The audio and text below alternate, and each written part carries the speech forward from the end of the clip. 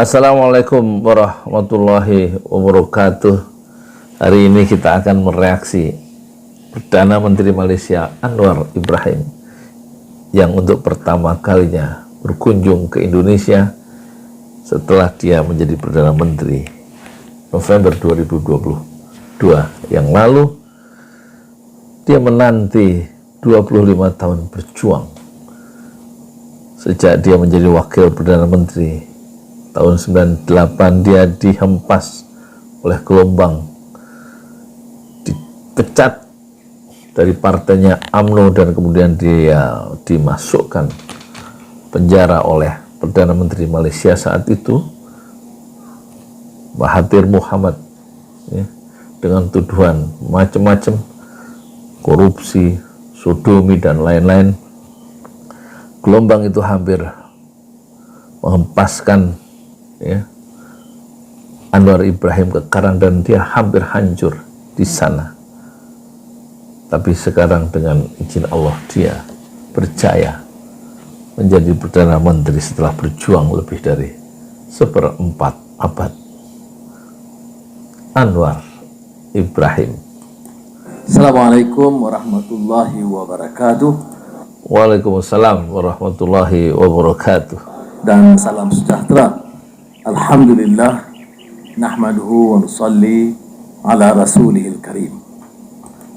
Pertama dia mengucapkan memuji Allah, ya, Alhamdulillah, dan kemudian dia mengirimkan sholawat kepada Rasulnya, yaitu utusannya Nabi Muhammad SAW Al-Karim yang mulia. Jadi menunjukkan pertama, Anwar Ibrahim menunjukkan identitasnya sebagai seorang muslim karena dia juga tahu tentu kan di forum itu sangatlah plural, bukan forum pengajian Islam atau bukan forum yang homogen, ya, karena tokoh-tokoh bangsa ada di forum yang dibentuk oleh City Corporation ini.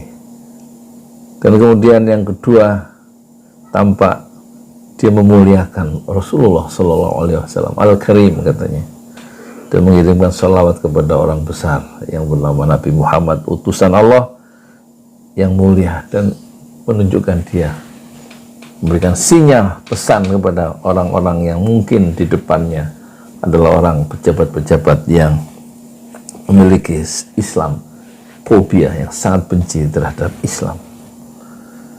Satu pembukaan yang indah dan sangat bertenaga. Waduh, ini luar biasa. Dia berada di forum yang dibikin sahabatnya Khairul Tanjung, ya, seorang dokter gigi yang kemudian melakukan metamorfosa menjadi pengusaha pribumi yang sangat berjaya. Khairul Tanjung yang merupakan sahabat, rupanya sahabat dari Anwar Ibrahim, yang menemani, mungkin menyokong dengan finansial dan macam-macam saat Anwar Ibrahim di dalam penderitaan. Nanti tampaknya di video itu, meskipun sekilas, ya, tapi kita tahu Khairul Tanjung adalah sahabat sejati dari Anwar Ibrahim. Saya mau bicara sebagai sahabat, karena dalam menghadapi liku-liku hidup getir, pasang surut, lebih banyak surut dari pasang.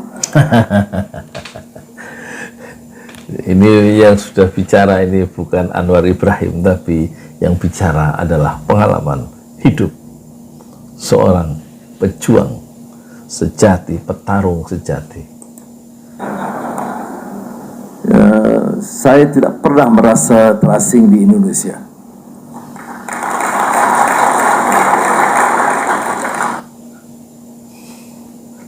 Luar biasa, ya, mengharukan.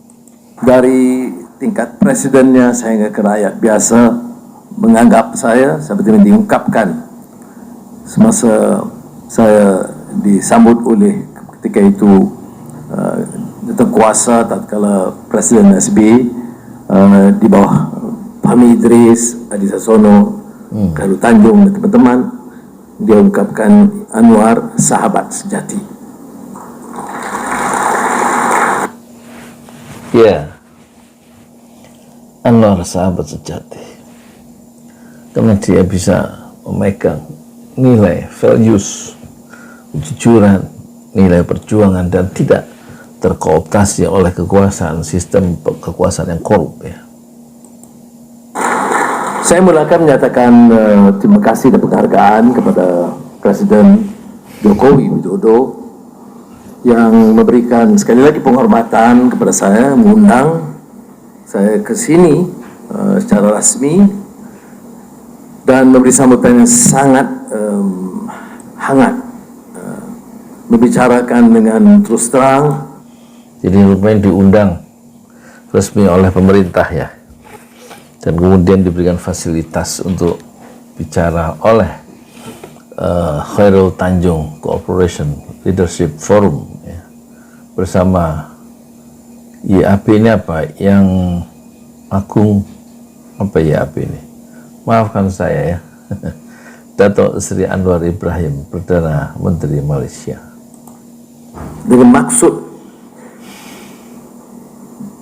mengangkat dan menjayakan, memastikan hubungan dua hala bilateral Malaysia-Indonesia itu cukup berkesan dan menyelesaikan hal-hal yang terbatut sekian lama, termasuk permasalahan yang amat melukai perasaan rakyat Indonesia soal TKI, pekerja dan sebagainya. Dia punya rasa empati ya terhadap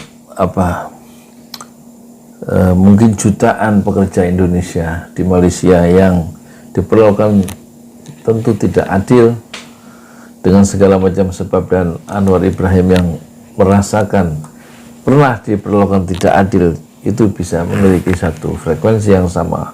Bagaimana perasaan ketidakadilan itu sekarang hendaknya diselesaikan ya pada tingkat yang lebih tinggi, pada tingkat pemerintahan, untuk melindungi tenaga kerja Indonesia di Malaysia.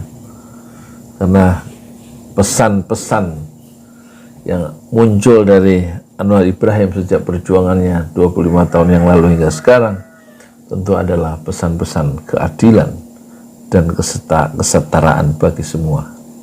Meskipun kita tahu ya, Anwar Ibrahim juga pernah memperlakukan kelompok Islam secara zalim, yaitu ketika Anwar Ibrahim sebagai wakil Perdana Menteri dan sebagai wakilnya Perdana Menterinya adalah Mahathir Muhammad. Duet mereka yaitu Anwar, Mahathir dan Anwar itu membubarkan ya kelompok Islam yang sedang berjaya saat itu, yang menjadi ancaman mungkin secara politis, Darul Arqam. Seluruh hartanya disita, tokoh-tokohnya dipenjara, termasuk Syekh Azhari Syekh Azhari At-Tamimi diasingkan ya ke sebuah pulau di dekat Brunei. Dan waktu itu saya oleh salah satu tokoh Darul Arqam, saya diundang untuk menemui Buya Azhari At-Tamimi karena ingin berkenalan dengan saya sebagai penulis buku yang mengupas Darul Arqam dalam 2 buku, katanya begitu. Tapi saya tidak bisa hadir kecuali ada 20 tokoh-tokoh Indonesia yang bersilaturahmi ke Buya Azhari, Syekh Azhari At-Tamimi. Dan penderitaan yang dialami oleh komunitas Darul Arqam itulah yang mungkin akhirnya penderitaan itu dialami juga oleh Anwar Ibrahim yang dijebloskan oleh kawannya sendiri yaitu Mahathir Muhammad. Itulah dunia. Sekarang mungkin kita yakin Anwar Ibrahim setelah mengalami gelombang pasang surut dan lebih banyak surutnya katanya, itu tentu lebih peka sebagai pejabat, sebagai Perdana Menteri dalam bagaimana membasuh luka-luka yang diderita oleh rakyat jelata. Saya jawab kepada Presiden, saya ini juga dari orang yang tersisih dan terbuang.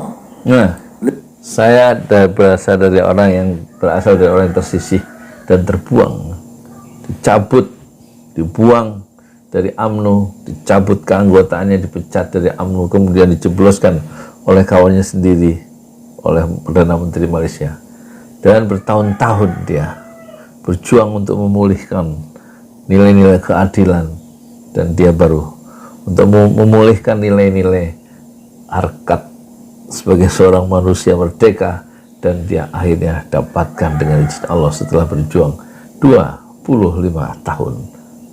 Anwar Ibrahim lebih mengerti arti keadilan, arti pemerataan, arti keadilan sosial. Jadi sekarang menjadi tanggung jawab saya.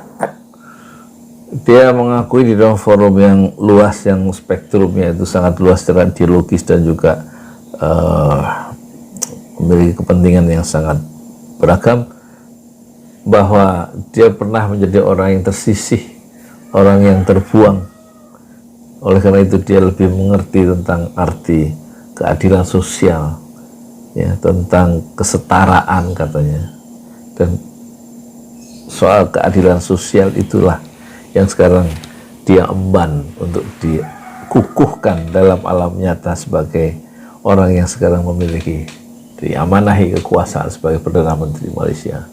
Tampaknya satu pengalaman hidup mengajarkan banyak hal terhadap Anwar Ibrahim tentang pentingnya dan atau mungkin rasanya orang diperlakukan tidak adil, dan itu dialami secara intens, ya, secara sangat mendalam oleh Anwar Ibrahim. Moga-moga ya kita harapkan dia menjadi pemimpin Malaysia atau pemimpin Asia yang dikenal adil sepanjang sejarah. Taklifun wala tashrif. Taklifun. Untuk memastikan bukan soal memihak kepada Indonesia atau Malaysia, memihak kepada prinsip keadilan dan manusiawi atau karamah insaniyah. Jadi saya ingin menjadi jaminan di sini depan para menteri ada atau Malaysia, memihak kepada prinsip keadilan dan manusiawi atau karamah insaniyah. Jadi dia akan berjuang menegakkan keadilan, itu bukan ingin membela Indonesia atau Malaysia katanya, tapi dia berpihak kepada nilai-nilai keadilan dan juga karamah insan, kemuliaan manusia. Manusia menjadi mulia itu dalam pandangan, dalam perspektif Anwar Ibrahim, itu karena keadilan yang dia tegakkan untuk dirinya dan untuk orang lain. Jadi saya ingin menjadi jaminan di sini depan para menteri ada, dan juga rekan saya menteri dari Malaysia dan menteri besar, untuk menyatakan bahwa insya Allah dengan perubahan peta political landscape di Malaysia, sudah akan menyaksikan suatu peningkatan hubungan dua hala, negara serumpun, negara jiran, yang belum pernah dicapai dan dicatat sebelum ini.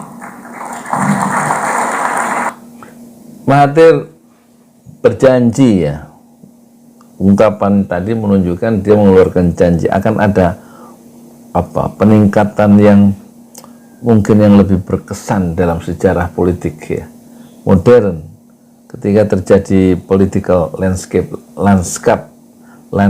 politik Malaysia sudah berubah, dan dia akan memberikan satu sentuhan-sentuhan baru, ya, satu pendekatan baru, sehingga hubungan Indonesia-Malaysia sebagai negara serumpun, negara yang bertetangga, itu akan meningkat secara mengesankan yang belum terjadi sebelumnya. Kita lihat, ya, janji Anwar Ibrahim dalam kenyataannya sebagai seorang Perdana Menteri, bagaimana nanti dia bisa menerapkan janji-janjinya. Jangan sampai ketika sudah berada di puncak kekuasaan, ya, janji-janji itu biasanya untuk konteks Indonesia banyak yang diingkari,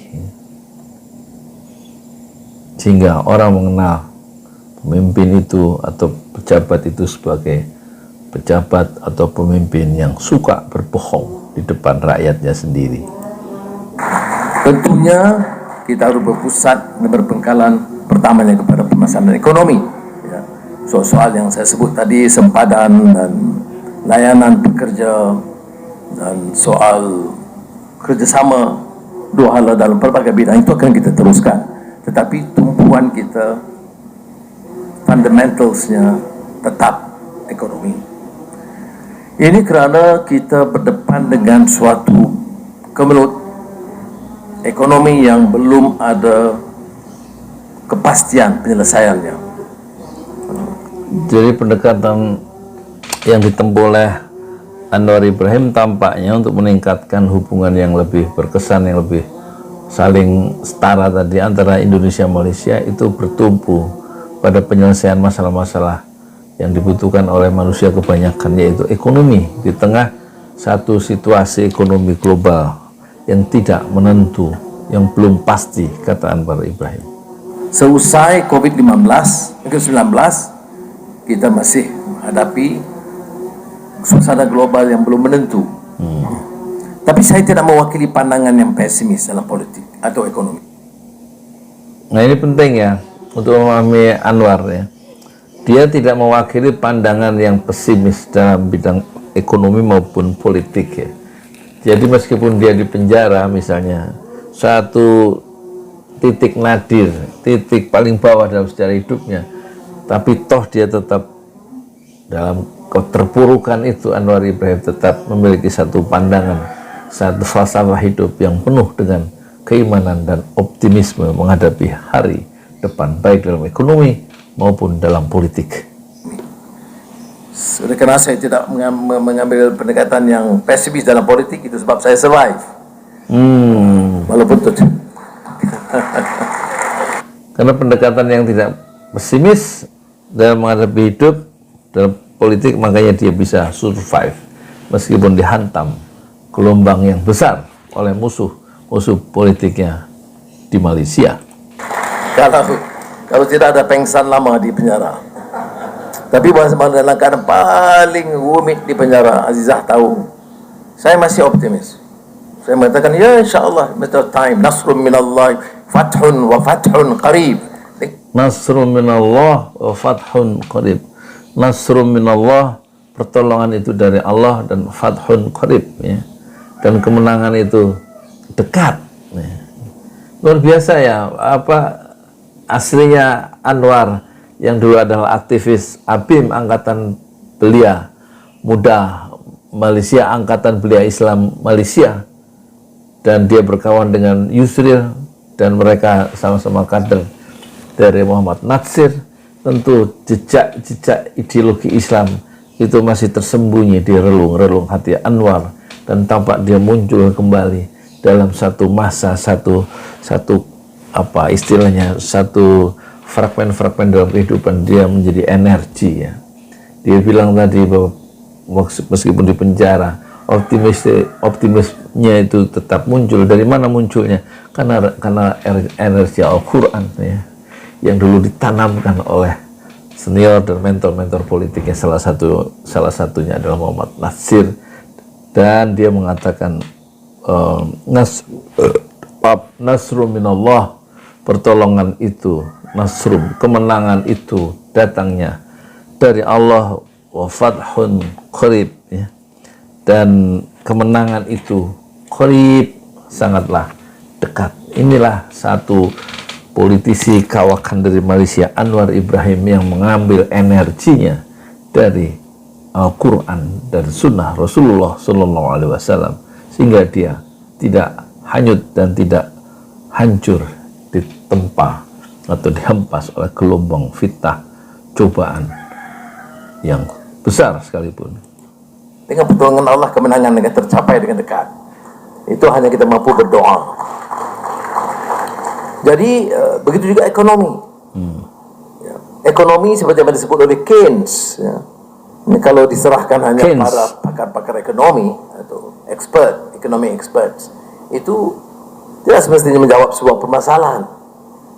Jadi tanggungjawab kita sama ada pimpinan atau konglomerat atau businessman adalah untuk merencana supaya memanfaatkan waktu dan kebijakan semaksimal untuk memperbaiki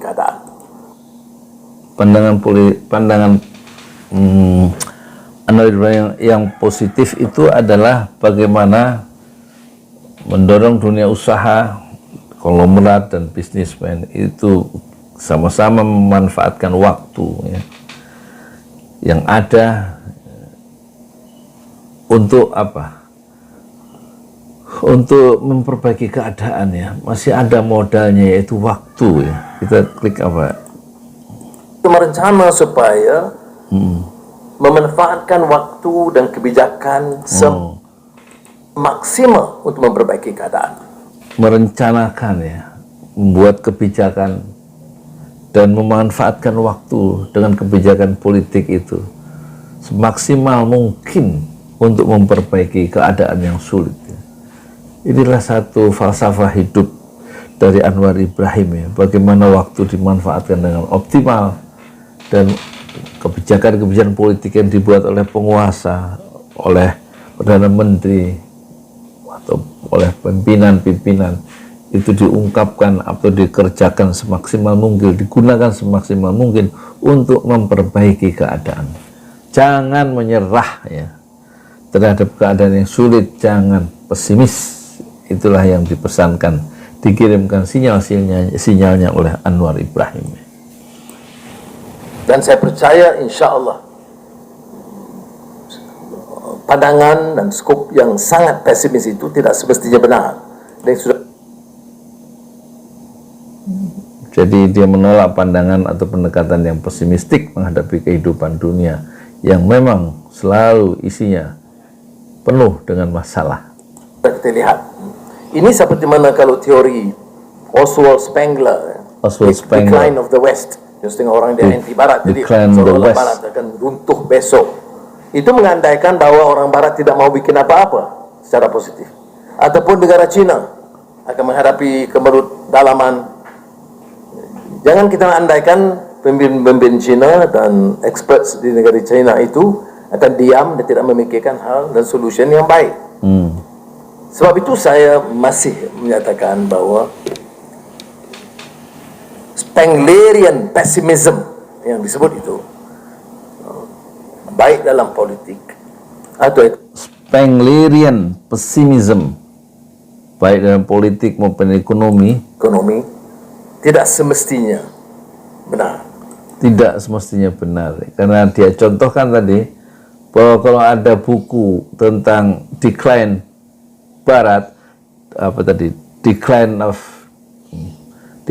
the West ya, itu asumsinya kalau orang-orang Barat itu tidur dan berpangku tangan, tentu Barat akan runtuh besok. Tapi faktanya mereka juga, orang-orang Barat itu mencari jalan ya, ahli-ahli yang mencari jalan supaya bagaimana Barat itu tidak hilang dalam sejarah. Jadi begitu juga Cina, nggak mungkin tokoh-tokohnya itu berdiam diri untuk melihat saat melihat keadaan yang tidak ideal. Manusia atau pemimpin-pemimpin baik di Cina maupun di Barat itu terus ya mencari jalan secara optimistik untuk keluar dari jebakan-jebakan masalah yang bisa menghancurkan negerinya ya. Tanggung jawab kita sebagai manusia adalah berikhtiar. Berikhtiar, tanggung jawab kita sebagai manusia. Ini satu sepenuhnya ucapan-ucapan Anwar Ibrahim ini semuanya terpantul ya. Ada refleksi dari ajaran-ajaran Islam yang diyakininya sejak dia menjadi aktivis, sejak remaja ya, sejak dia bergerak di ABIN mungkin, dan di misalnya di IFSO ya. IFSO itu apa? Federasi gabungan dari organisasi pelajar Islam dunia ya. Mahasiswa Islam dunia, IFSO. Sedangkan ABIM adalah tempat kaderisasi dari Anwar Ibrahim, angkatan belia muda Malaysia. Seperti mana juga islah mastata'tu ya. Mencari penyelesaian dan reform. Islah mastata'tum ya. Jadi mencari penyelesaian, islah mastata'tum, semampu kamu. Jadi yang ditekankan atau yang dikirimkan pesan-pesan oleh Anwar Ibrahim adalah bagaimana tugas kita kewajiban kita menghadapi dunia yang sulit, masalah ekonomi dan politik yang sulit, itu adalah kewajiban kita, adalah ikhtiar mastata'tu, semampu kita ya. Perubahan dengan sedaya upaya kita. Tapi bagi saya pokok pangkalnya bermula dari pimpinan. Sebab itu Perubahan dimulai dari pimpinan. Nah, pimpinan ini yang pertama harus yang optimistik menghadapi kehidupan dan menghadapi situasi lokal dan internasional global yang tidak menentu, tetap optimistik dan kemudian mengambil energinya dari energi yang bercorak ilahiyah ya. Mastata'tum, semuanya itu diambil semuanya dari khasanah, referensi Islam yang kaya raya. Itulah ciri dari Anwar Ibrahim. saya memilih untuk bermula dengan mengambil sikap sebagai seorang ketua yang lebih bertanggung jawab, berlapang dada mendengar pandangan dan nasihat, dan artinya demokrasi.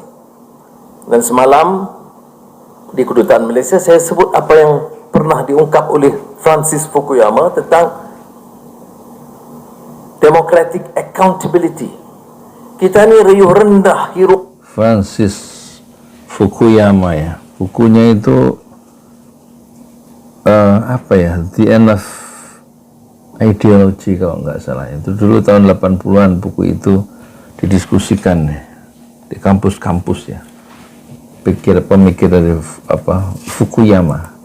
Pikuk bicara soal demokrasi, tetapi tidak accountability. Demokrasi itu tidak dapat ditentukan kewajarannya, kehebatannya semata-mata dalam pemilu. Ya. Tetapi relevansnya kepada kita atas pertimbangan nilai dan akhlak, moral dan ethics, mesti tentang accountability. Accountability berkaitan dengan nilai, berkaitan dengan akhlak, berkaitan dengan moral, berkaitan dengan etik. Ini yang nggak ada di lapisan pemimpin kita sekarang ya. Moral dilanggar, etik dilanggar, nilai dilanggar, semuanya dikembalikan kepada kerakusan untuk memburu gunung emas dan benda yang membuat orang kehilangan perspektif dan banyak yang masuk penjara. Apakah benar orang yang memegang tampuk kekuasaan itu, yang menang dengan dukungan rakyat, itu menang dengan cara dan kaedah etika yang dapat dipertahankan? Nah, perolehan kekuasaan lewat pemilu yang dikatakan didukung oleh rakyat sekian puluh juta, yang dipersoalkan Anwar adalah apakah kemenangan mendapatkan kekuasaan puncak itu didapat dengan kaedah-kaedah yang bisa dipertanggungjawabkan secara etik. Maksudnya kejujuran itulah yang tidak ada dalam perolehan usaha-usaha untuk meraih kekuasaan dalam pemilu dengan cara curang dan lain-lain. Ini yang dipersoalkan oleh Anwar Ibrahim. Nah, sudah punya kuasa, apakah mereka jujur dalam melaksanakan amanah itu, membantras korupsi atau rasuah yang sudah menjadi budaya juga di negara Islam? Lebih kuat slogan Islamnya, lebih banyak dana hilang.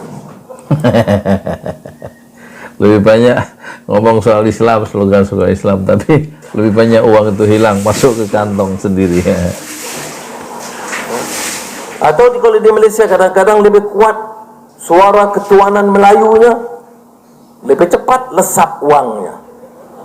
Jadi oleh demikian kita tidak boleh terpukau dengan slogan, janji mulut dan kata-kata. Anwar Ibrahim mengatakan, mengingatkan jangan kita terpukau dengan slogan-slogan Islam yang bisa membuat kita itu lengah ya, sehingga uang hilang. Dan terpukau, jangan terpukau dengan janji-janji mulut dan kata-kata manis ya. Tapi kemudian dia tangannya merogoh brankas negara dan membawanya pulang untuk kepentingan kelompok dan kepentingan pribadinya. Jangan terpukau pada janji, orang harus melihat kenyataan.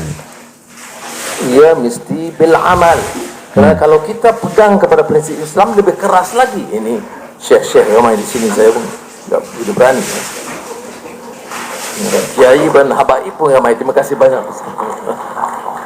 Ya, ini lima taqulu ma la taf'alun. Lima taqulu ma la taf'alun. Kamu ngomong, kamu berjanji apa yang kamu tapi kamu enggak kerjakan. Itulah kabura maqtan indallah, ya. Satu sikap yang dibenci, kemurkaan Allah itu buat orang-orang yang kebanyakan mengeluarkan slogan-slogan, janji-janji manis, janji-janji muluk, tapi malah taf'alun, tapi mereka tidak mengerjakan apa yang mereka omongin, apa yang mereka ucapkan, apa yang mereka janjikan kepada rakyatnya. Itu cercaan yang keras. Sebab itu saya bermula daripada pangkal, daripada atas, menunjukkan kesederhanaan, menunjukkan kebiasaan mempertahankan prinsip nilai dan akhlak, mempertahankan prinsip nilai, mempertahankan akhlak, mempertahankan kesederhanaan hidup, dan itu dimulai dari atas, dari lapisan pemimpin, dari orang-orang yang punya kekuasaan. Itulah pesan dari Anwar tentang perubahan sosial dalam sebuah negeri, dalam sebuah kawasan. Itu harus dimulai dari atas, ya, tentang teguh istiqomah dalam memegang prinsip-prinsip akhlak, prinsip-prinsip nilai kejujuran, dan juga kesederhanaan hidup. Faktanya, pejabat-pejabat kita, banyak orang yang berlomba-lomba menumpuk kekayaan, mengejar gunung emas di Papua, mengejar batu bara, mengejar kekayaan lewat sawit dan ekspor atau impor dan lain-lain, dengan mengorbankan prinsip-prinsip kejujuran, mengorbankan prinsip-prinsip akhlak. Dan itulah yang diingatkan oleh Anwar Ibrahim tentang kesederhanaan hidup. Dimulai dari mana? Bukan dari rakyat, tapi dari orang yang punya kekuasaan, yaitu para pemimpin yang diamanai kekuasaan oleh Allah Subhanahu wa Ta'ala.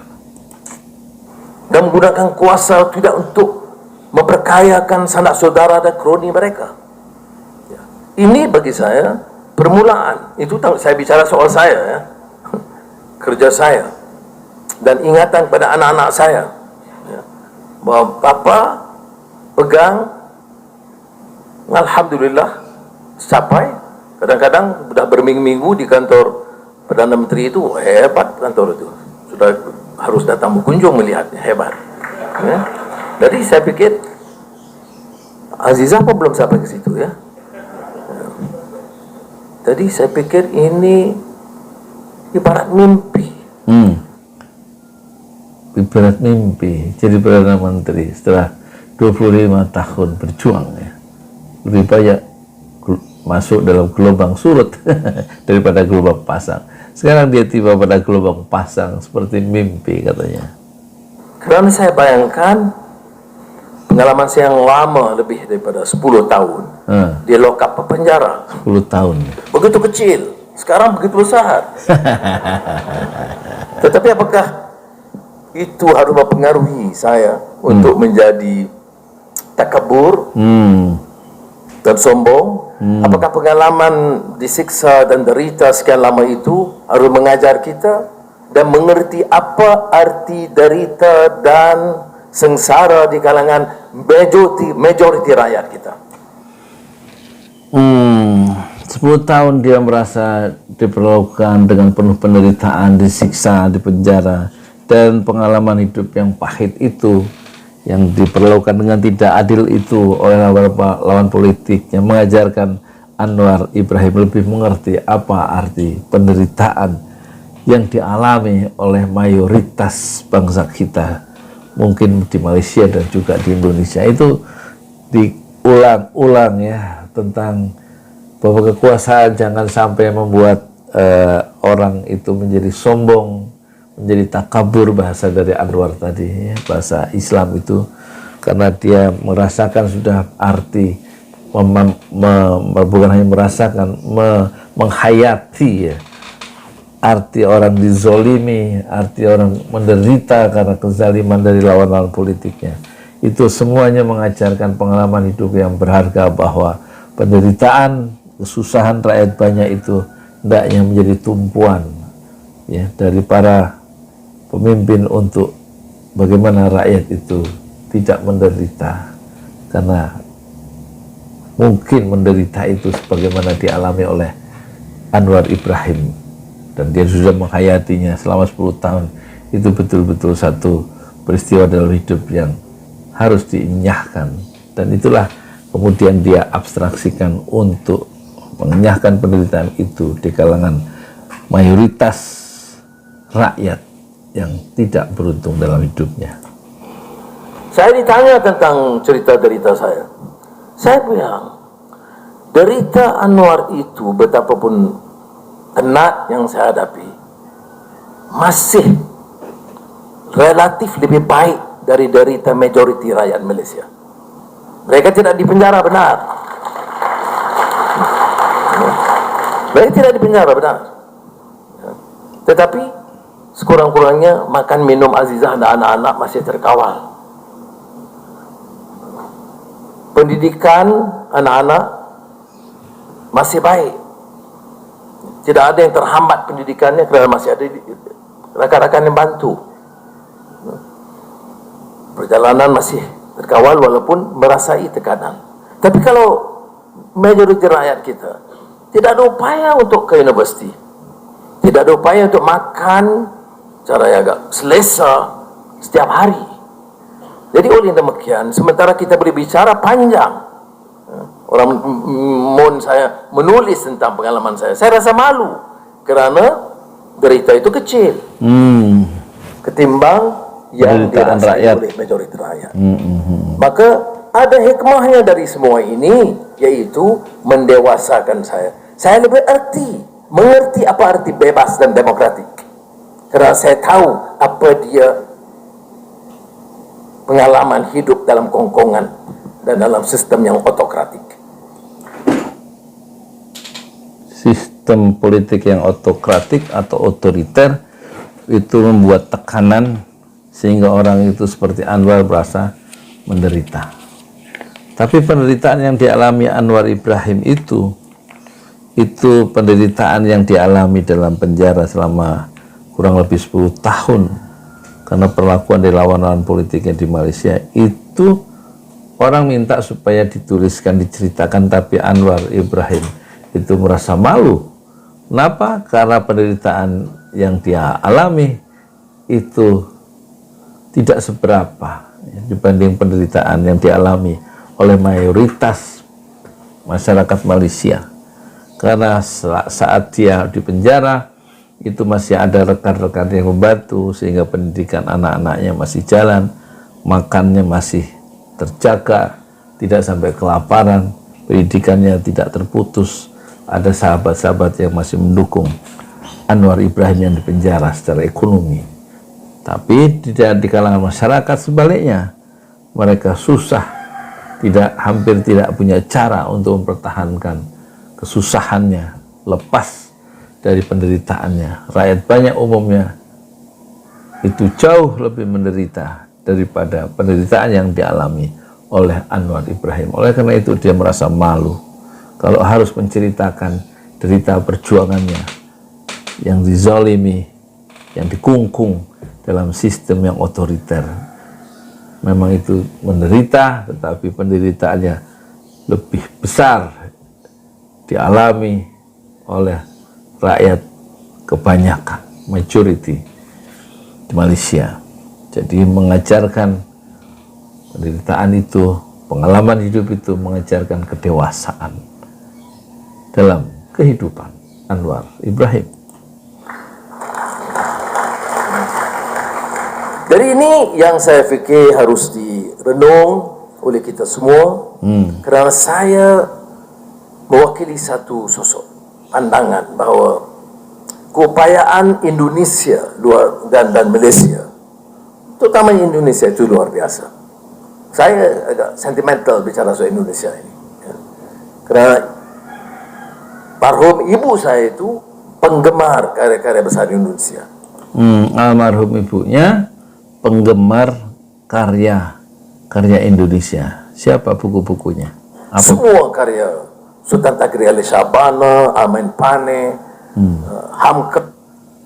Oh, karya sastrawan Indonesia angkatan Pujangga Baru seperti Sultan Takdir Ali Syahbana yang bukunya yang terkenal itu yang ditulis pada usia 21 tahun, yaitu Layar Terkembang ya, dengan tokoh utamanya Tutik itu ya, atau Armin Pane yang Armin Pane kalau tidak salah judulnya adalah Belenggu ya, dan juga mendokumentasikan surat-surat R.A. Kartini, menerjemahkan kumpulan surat-surat Raden Adja Kartini yang wafat dalam usia 25 tahun setelah kelahiran anak yang pertama, dan mempublikasikan bukunya itu dalam bahasa Indonesia berjudul Habis Gelap Terbitlah Terang. Dan juga almarhum ibunya katanya tadi juga penggemar dari karya-karya selain Armin Pane, Sultan Takdir Ali Syahbana juga adalah Buya Hamka. Makanya ada keterikatan secara emosional ya antara Anwar Ibrahim dengan Indonesia. Kalau bicara Indonesia katanya dia sangat emosional karena ibunya adalah penggemar karya Indonesia. Tentunya ya. Tasawuf modern, falsafah hidup. Tasawuf modern, falsafah hidup ya. Tasawuf modern itu buku Buya Hamka yang ditulis tahun 40 sebelum perang ya. Pernah saya beli buku itu di kaki 5 di Kawasan Senen di trotoar jalan kaki. Buka juga buku tasawuf modern saya beli di sana di buku Loakan. Itulah bacaan saya yang berulang-ulang saya khatamkan sejak remaja, tasawuf modern dan falsafah hidup ya, buku yang bagus ya, karya Buya Hamka. Itu bukan saya dibaca, dihatamnya. Kemudian saya besarkan. Sehingga kan ramai yang di kalangan wartawan menganggap saya ini pernah studi di Indonesia, sehingga saya belum pernah studi di sini. Cewek pun nggak ada di sini. Kalau ada saya tidak akan mengaku untuk jaga keharmonian. Untuk menjaga keharmonian. Kalau ada pun CP-CP-nya di Depo Negara 16 kantor HMI. Baik. Jadi sudah yang Depo Negara 16 kantor HMI itu maksudnya kantor pengurus besar ya, Himpunan Mahasiswa Islam. Itu ada di Jalan Diponegoro ya, di Cikini. Kemudian dia akrab ya dengan tokoh-tokoh HMI ya. Ya rata-rata memang tokoh-tokoh himpunan mahasiswa Islam kawan dia ya. Seperti Adi Sasono, kemudian Dawa Braharjo, almarhum, terus Nurholis Majid ya. Anwar Ibrahim lucu ya. Jadi dia sangat dekat ya dengan beberapa tokoh Indonesia ya, di masa mudanya. Sampai sekarang dia menjalin persahabatan itu dengan tingkat kesejatian yang sangat tinggi ya. Saya nak sampaikan di sini ialah, walaupun kita bila baca, saya ingat lagi Mokhtar Lubis yang hujat tentang budaya korupsi dan lemahnya sifat Indonesia, terutama kerana sistem penguasaan Orde Baru dulunya, ataupun puisi Taufik Ismail, malu aku jadi rakyat Indonesia, lebih kurang begitu judulnya. Malu aku jadi orang Indonesia. Dan kemudian Mokhtar Lubis mengeluarkan buku dari pidato kebudayaan yang terkenal tahun 70-an ya, Manusia Indonesia judulnya. Bukunya itu kemudian sangat kontroversial karena menggambarkan bahwa orang Indonesia itu malas dan macam-macam sifat manusia Indonesia yang asli secara budaya yang dideskripsikan dalam satu pidato kebudayaan di Taman Ismail Marzuki, kemudian dibukukan.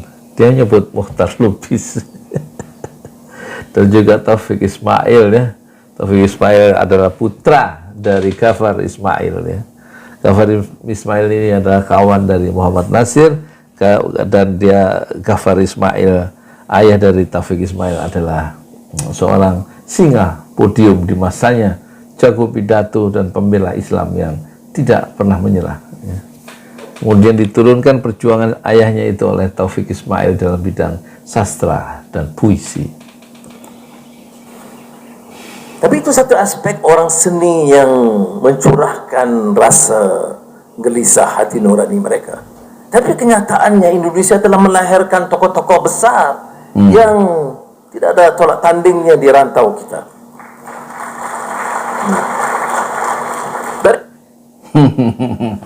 Indonesia telah melahirkan tokoh-tokoh besar ya, yang nggak ada tandingannya di kawasan Asia ya.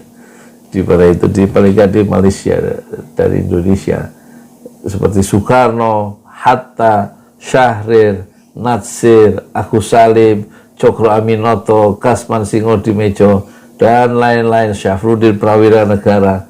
Semakin disebut, semakin saya sebut, semakin banyak yang tertinggal. Pikiran-pikiran mereka itu didokumentasikan, ditulis, dan masih bisa kita pelajari.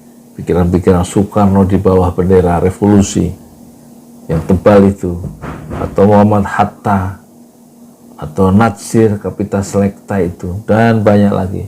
Tokoh-tokoh Sultan Syahrir, Perjuanganku, dan lain-lain luar biasa. Jadi Anwar Ibrahim lebih mengenal Indonesia daripada, maksudnya mengenal pemikir-pemikir besar Indonesia daripada ketua partai atau tokoh-tokoh politik Indonesia sendiri. Kira-kira dia akan mengkritik seperti itu Anwar Ibrahim ya. Saya lebih mengenal pemikir-pemikir besar Anda daripada Anda sendiri yang jarang membaca. Mungkin begitu. Dari pelbagai itijahat atau trend, Itijahat. sama ada nasionalisnya seperti Soekarno, Hatta, atau yang paham Islamnya seperti Muhammad Natsir, atau kirinya seperti Sultan Syahrir, atau pemikir kemanusiaan manusia yang kuat seperti Sujatmoko. Sujatmoko ya, bukunya adalah Dimensi Manusia dalam Pembangunan yang tebal itu, dan kita kalau baca buku Sujatmoko yang terbitan LP3S itu, dulu saya pernah baca judulnya saja. Itu dia pakai kalimat-kalimat majemuk dan pikirannya membentang, meluas ya, mendalam, luar biasa Sujatmoko. Dan pernah dia menjadi rektor PBB ya, rektor PBB Perserikatan Bangsa-Bangsa di Tokyo. Itulah Sujatmoko ya. Itu pertanyaannya, apakah tokoh-tokoh politik kita kenal pemikiran Sujatmoko, kenal pemikiran orang-orang parlemen dulu, kenal tidak pemikiran Soekarno, Hatta, Syahrir, kemudian Aidit yang komunis ya, Kartosuwiryo misalnya. Mereka kenal tidak kekayaan ideologi, kekayaan pemikiran orang-orang Indonesia, orang-orang besar kita sendiri. Tampaknya mereka mengalami semacam mungkin tidak tepat ya, intellectual lack, kesenjangan intelektual. Bukan dengan orang di luar Indonesia, tapi kesenjangan intelektual dengan sejarahnya sendiri, dengan orang-orang besarnya sendiri. Maksud saya tokoh-tokoh politik muda atau yang tua yang ada sekarang di istana dan di luar istana. Tapi Anwar Ibrahim sangat menghargai ya, dan menggunakan pemikir-pemikir Indonesia, orang-orang besar Indonesia itu untuk memperkaya pandangannya sendiri sebagai Perdana Menteri atau Wakil Perdana Menteri Malaysia dulu 25 tahun yang lalu, dan sekarang menjadi Perdana Menteri tahun 2022. Saya menulis satu teks yang bagi saya sangat berharga dalam Sujatmoko ya, merangka belanjawan atau bajet bagi Malaysia ya, dimensi manusiawi dalam pembangunan. Dimensi manusiawi dalam. Kalau saya lihat berbanding dengan beberapa negara rantau kita, itu tokoh-tokoh besar dan hebat. Tokoh-tokoh besar dan hebat salah satunya Sujatmoko ya, yang dijadikan acuan ya. Ya mungkin saya harus beli lagi ya buku Sujatmoko, mungkin di Tokopedia ya. Yang kalau buku aslinya ada bagus lah, tapi kalau buku bajakannya yang saya dapatkan jadilah. Yang penting masih bisa kebaca. Saya beli buku Api Islam, Api Sejarah karangan Pak Mansur Surya Negara itu. Saya pikir asli, dua-duanya palsu karena hurufnya itu hilang ya. Mungkin difotokopi atau apa. Yang asli yang semua saya dapatkan nggak saya dapatkan. Mungkin saya akan cari buku Sujatmoko habis ini ya.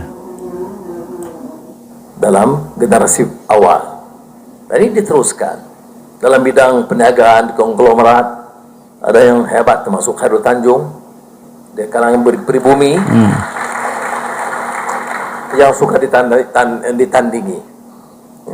Jadi Pak Jokowi tanya, forumnya di mana?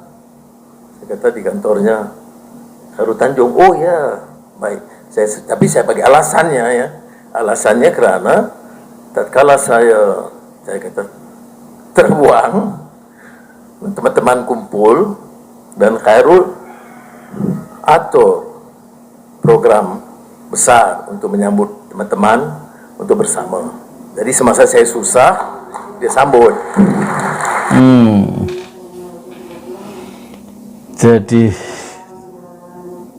namanya Khairul Tanjung itu teman sejati dari Anwar Ibrahim yang sedang susah ya, terkesan ya, sangat membekas itu pengalaman hidup Anwar Ibrahim yang disisihkan secara politik di negaranya, tapi dia dibela oleh teman-teman Indonesia. Salah satunya adalah Khairul Tanjung ya. Saya punya bukunya itu. Beli 50.000 ya.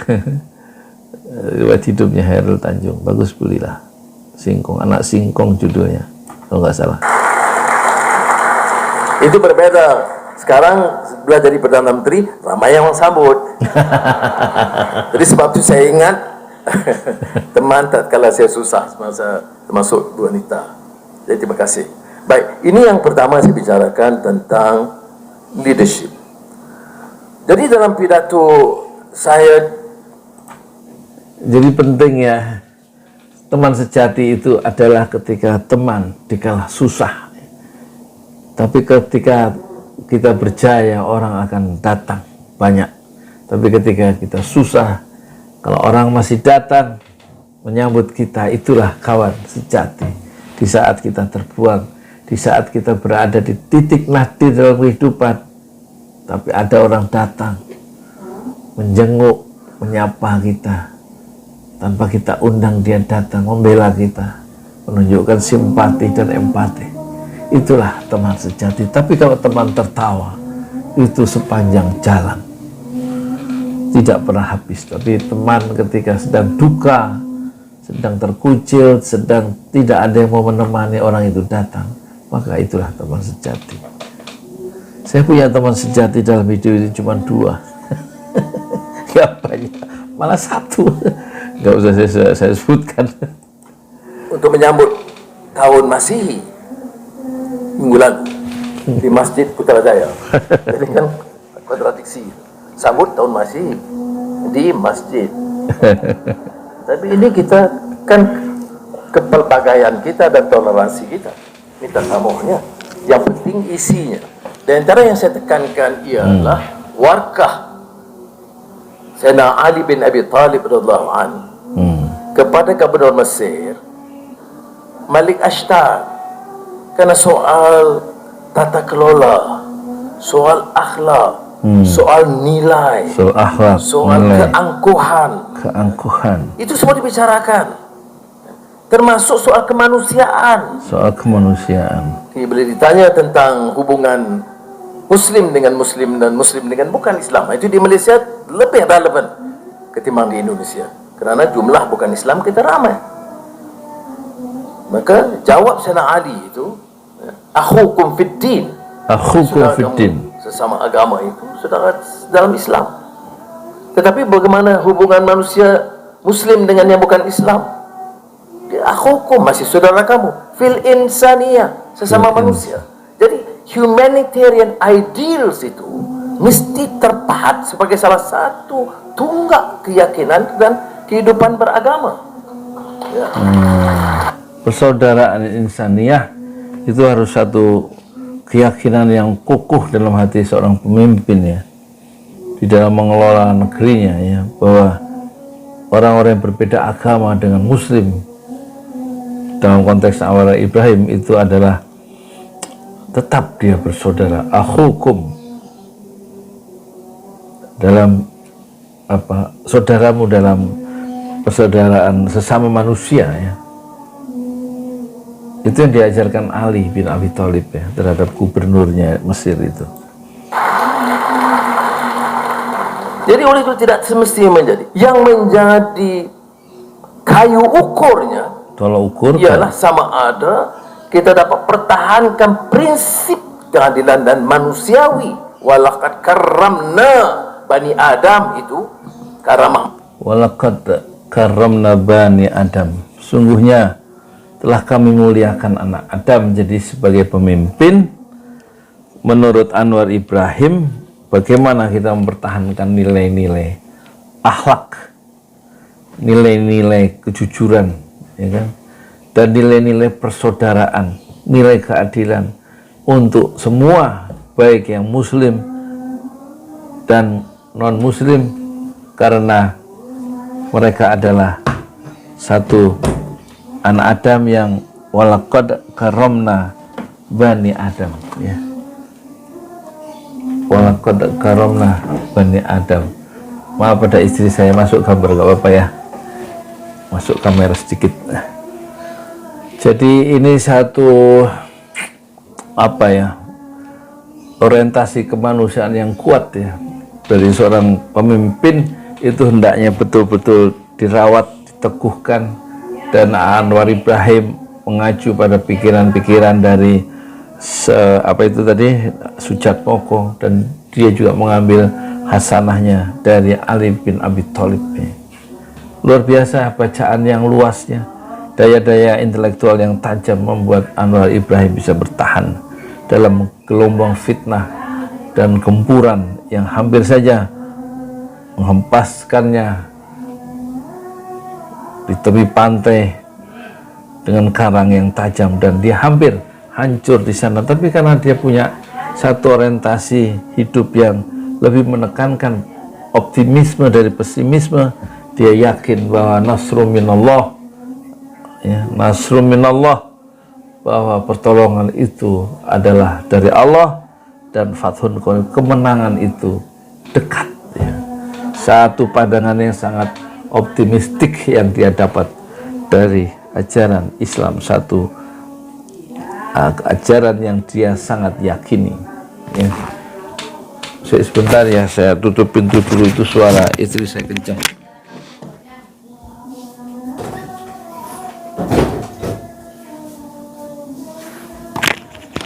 Kita teruskan ya. Saya nggak pengen pendek-pendek ini untuk mendokumentasikan reaksi saya sendiri. Kalau nggak ada yang nonton satu saat setelah saya itu tiada, mungkin ada orang yang menyetel video saya dari awal sampai akhir meskipun panjang. Kalau yang sekarang nggak nyetel panjang itu karena memang kemungkinannya dia banyak kesibukan atau memang nggak punya pulsa. Manusia insania itu atau tidak, dan ukurannya itu bukan pada lafazan kata-kata, bukan pada ungkapan dan slogan yang muluk, tetapi pada amalnya. Dan ini satu challenge yang besar. Siapa kata untuk menolak? Jadi ukuran pemimpin yang sukses itu pada ukurannya adalah bukan pada slogan, bukan dari ucapan-ucapannya yang muluk-muluk, janji-janji manis tapi bohong, tapi pada amalnya ya. Pada amalnya, pada prakteknya, maksudnya pada kenyataannya ya. Bagaimana dia berpihak tidak pada rakyat, bagaimana dia itu menjunjung nilai-nilai akhlak tidak, prinsip akhlak tidak, bagaimana dia menghargai, memuliakan orang lain tidak meskipun bukan muslim gitu.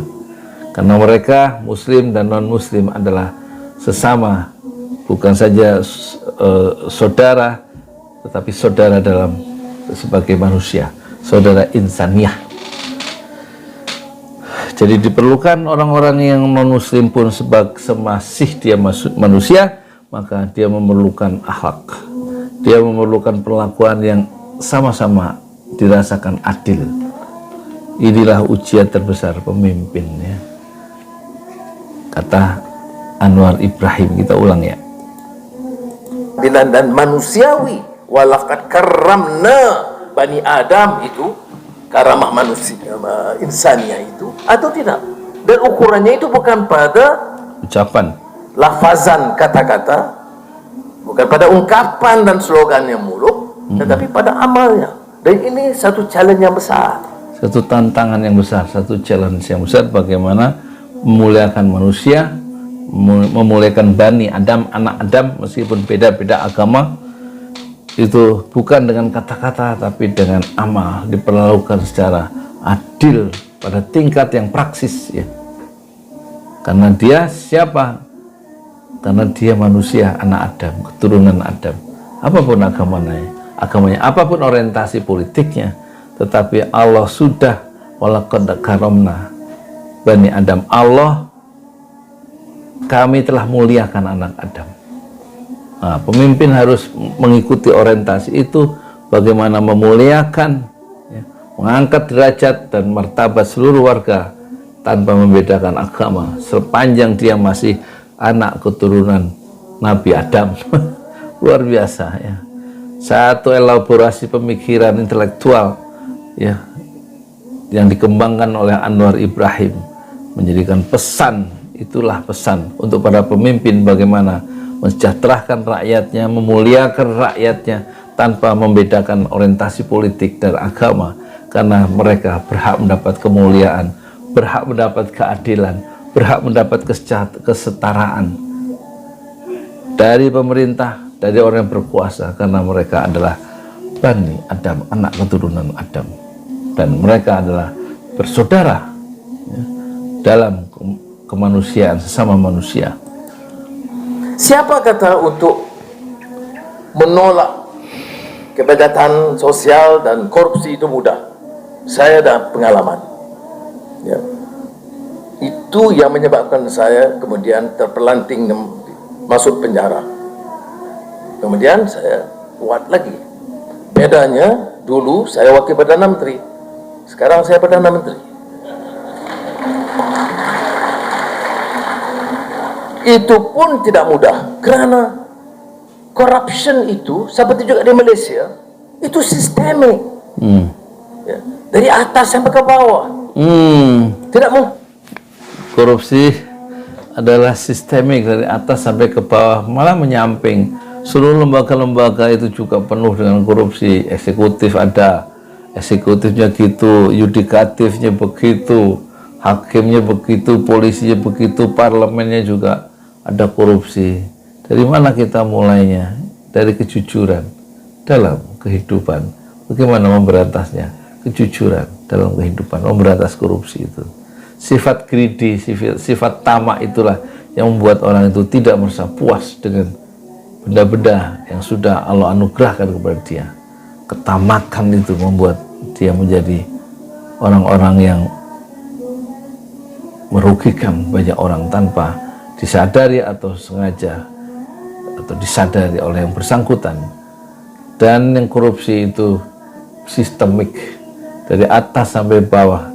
Kalau di kita istilahnya korupsi itu korupsi berjamaah dalam satu ruangan itu, dan melebar kiri kanan ke atas, ya. Korupsi berjamaah. Masya Allah, astagfirullahaladzim. Mungkin kita mudah survive tanpa menerima atau tolerate corruption. Itu cabaran terbesar kita. Coba bagaimana boleh kita olah satu dasar, kemudian tunjukkan contoh dan teladan yang baik. Ya, kita sama-sama doakan, mudah-mudahan saya berhasil, karena saya tidak fikir kita boleh mentadbir tanpa accountability. Kullukum ra'i wa kullukum mas'ulun an ra'iyati. Ini democratic accountability ini essentially, ya. Makna kullukum ra'in, setiap kamu adalah ra'in, pemimpin, wa kullukum mas'ulun an ra'iyatih, maka setiap kamu akan dimintai pertanggungjawabannya atas kepemimpinan kamu, atas leadership kamu.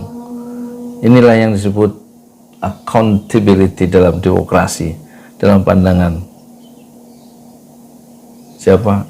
Anwar Ibrahim. Dia mengacu pada hadis Rasulullah Sallallahu Alaihi Wasallam, mengacu pada Al-Quran, dan yang terakhir dia mengacu pada hadis Rasulullah yang terkenal, setiap kamu adalah pemimpin, wa kullukum ra'in wa kullukum mas'ulun an ra'iyatih, ya. Setiap kamu adalah pemimpin, ya, dan setiap kepemimpinan akan ditanya, ya, di hadapan Allah, pemimpinan terhadap rakyatnya yang dipimpinnya, ya. Selain daripada accountable to the people, kita yakin bahawa ultimately it is accountability to Allah Subhanahu Wa Taala. Ultimately, ya, pada akhirnya kita juga bertanggung jawab, ya, bertanggungjawabannya kepada Allah Subhanahu Wa Taala. Baru ada real respect and fear and compassion. Jadi mudah-mudahan kita dapat keyakinan bahwa kita harus bukan saja bisa dipertanggungjawabkan di depan rakyat, di depan orang banyak, tapi juga bisa dipertanggungjawabkan apa yang sudah kita lakukan di dunia, dipertanggungjawabkan di hadapan Allah. Barulah keyakinan itu akan melahirkan respect, ya, compassion, dan juga apa tadi, ya, luar biasa, ya. Siapa? Anwar Ibrahim itu dia tanpa malu-malu, ya, menunjukkannya sebagai seorang pemimpin muslim dengan menunjukkan identitasnya sebagai muslim, mengeluarkan ayat tidak malu, mengeluarkan hadis tidak malu. Saya ingat dosen saya dulu yang sekarang mungkin moga-moga masih sehat, ya, namanya Profesor Dr. Baihaqi Aka. Waktu di kampus Universitas Islam Negeri, dulu masih IAIN namanya, dia mengajarkan i'rab, ya, bahasa Arab dulu yang saya nggak ngerti karena saya baru tahu ada pelajaran bahasa Arab itu waktu di UIN. Dia mengatakan, saudara, kalau jadi orang muslim jangan minder. Saudara jangan sekali-sekali malu kalau dalam mengeluarkan ayat Al-Quran di depan umum, dalam percakapan itu keluarkan saja ayat Al-Quran, hadis. Jangan minder, jangan malu, ya, mengucapkan ayat Quran dan hadis. Kata siapa? Dosen saya, alhamdulillah, namanya Profesor Dr. Baihaqi Aka, ya.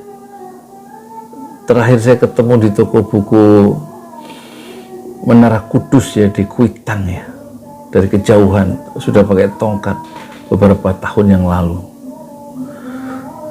Dan itulah ucapan dari dosen saya, dan tampaknya Anwar Ibrahim orang yang pede, percaya diri sebagai pemimpin yang beridentitas muslim tanpa dia harus takut disebut sebagai menganut politik identitas. Justru kita harus menunjukkan identitas kita sebagai muslim, ya, sebagai pemimpin Islam pada berbagai level tingkatan eksekutif, ya, dari presiden, gubernur, bupati, wali kota, ya, lurah, RT, RW, dan semuanya harus tunjukkanlah ucapan-ucapan yang mulia dari Al-Quran, dari celah-celah bibir Rasulullah itu diungkapkan saja. Dan itu yang coba terapkan lewat YouTube, ya. Justru bahasa Arabnya kadang saya tulis, ya, saya ketik bahasa Arabnya sepanjang video itu malah. Hadisnya juga begitu, ya.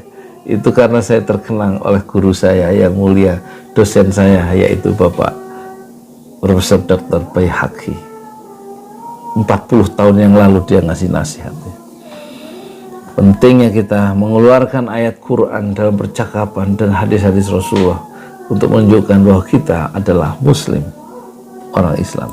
Ini karena jika tidak, kita boleh tentukan masa mana negara fikir dalam 40-50 tahun dulu, termasuk Indonesia, yang tidak ada garis besar haluan negara, rencana 10 tahun, rencana 5 tahun,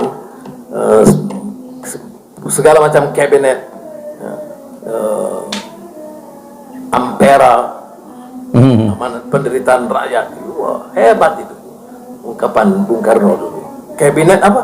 Kabinet amanat penderitaan rakyat. Ya, mungkin ada minat beliau dan keikhlasan beliau, tetapi kalau masalah itu sistemik dan tidak bermula dari atas, dia sukar untuk dilaksanakan. Ya. Itu soal pimpinan. Yang keduanya ialah menentukan dasar. Jadi soal pemberantasan korupsi itu harus dimulai dari atas ya. Kalau nggak dari atas, karena korupsi ini sifatnya sistemik, itu susah ya untuk merubah budaya korupsi itu menjadi hilang sama sekali. Harus dimulai dari atas, bukan dari anak buah, tapi dari pucuk pimpinan. Tapi kalau pimpinannya udah tidak sederhana hidupnya, tidak menegakkan akhlak, tidak menegakkan keadilan alamat, dia pasti menegakkan kekayaan untuk diri dan kelompoknya. Dan disitulah awal muasal korupsi itu tidak bisa diberantas, karena dilindungi oleh kekuasaan yang dia pegang, ditutupi, dilindungi oleh kekuasaan, perbuatan maksiat dan perbuatan jahat korupsi itu. Jadi harus dari atas, harus dipangkas dulu orang-orang yang korupsi itu. Seorang Perdana Menteri, seorang menteri tidak semestinya expert dalam bidang dia. Maka harus ada the humility to acknowledge. Dan di sini saya sering meminjam ungkapan T.S. Eliot. Apa makna T.S. Eliot ya. T.S. Eliot itu bacaannya Anwar luar biasa ya. T.S. Eliot itu seorang penyair besar Inggris kalau nggak salah. Inggris atau Amerika. T.S. Eliot apa katanya? humility?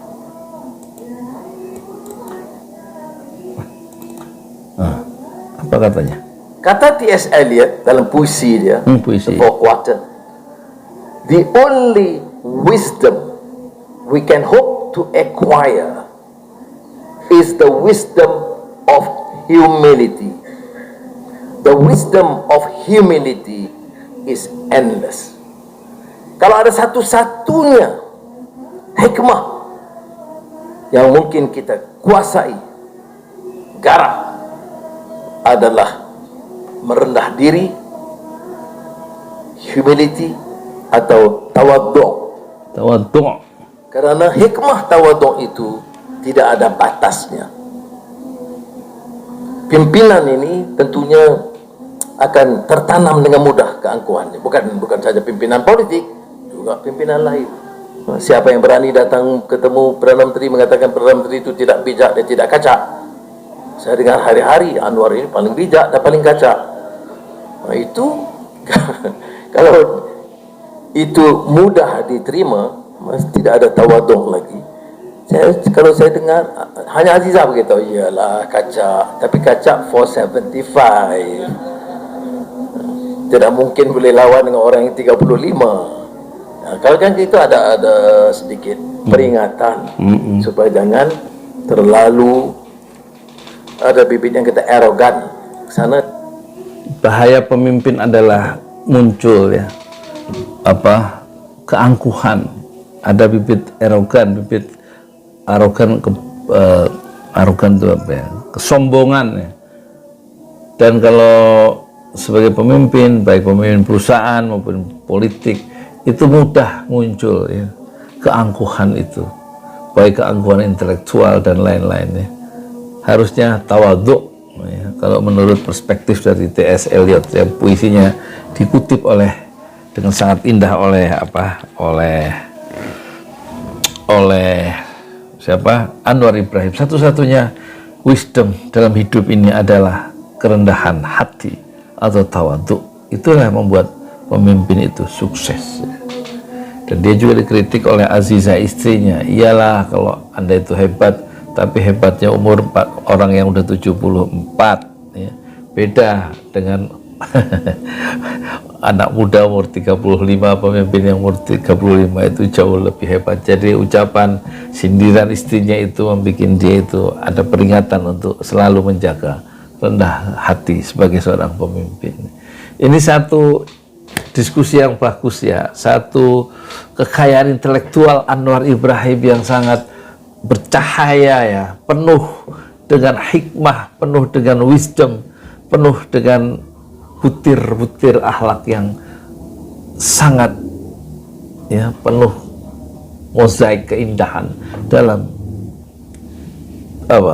ucapan-ucapan yang keluar dari celah-celah bibir Anwar Ibrahim. Luar biasa ya. Istilah keangkuhan, ya, the arrogance. Sebab saya katakan begini, ialah ini ada kaitan dengan ilmu. Ialah soal ilmu, menimba ilmu sebaiknya.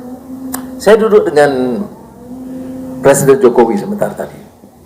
Lama, panjang dari jadwal biasa. Jadi saya lihat protokolnya udah 2 kali gerak-gerak. Kita pura-pura nggak lihat. Kak, hidup kita mesti dikontrol oleh protokol semua. Menyiksa begitu. Maaf. Saya kan saya nak ke warung, saya nak jalan-jalan, saya nak salam-salam, tapi nggak protokol itu lain kan. Jadi, tapi ada manfaat. Saya tentu lebih tua usianya, walaupun kelihatan sekitar 40. Tapi Jokowi itu tentunya jauh lebih berpengalaman, terpaksa mengurus negara yang jauh lebih kompleks, lebih besar. Sangat humble ya, sangat tawaduk, sangat rendah hati. Anwar Ibrahim membandingkan dirinya dengan Jokowi.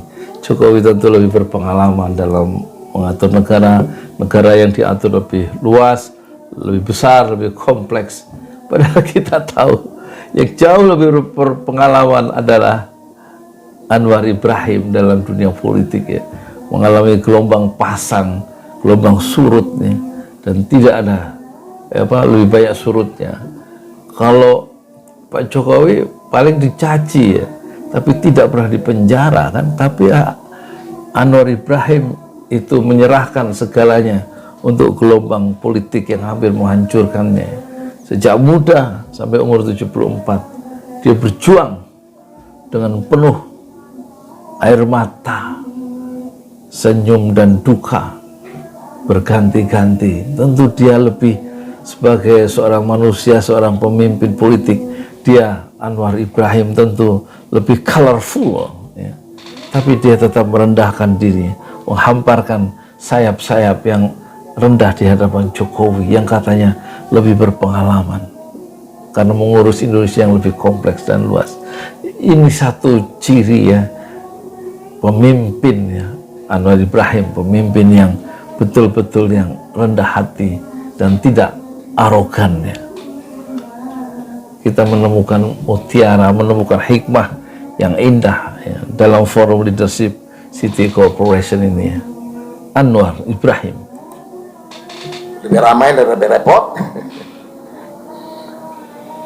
Saya tanya beberapa keutamaan beliau, prioritas tentang pendekatan ekonomi. Dia sebut hilirisasi gitu lah. Dalam Indonesia ini dia istilah mudah-mudahan bikin-bikin. Tapi mana hiliran lah ya. Okey. Kemudian saya minta dia explain tu sih. Kalau saya anggap saya ini orang yang bijak, baca ribuan buku semasa dalam penjara, enggak ada kerja lain kan, baca buku. Itu yang boleh quote banyak ya. Hafalan dan sebagainya.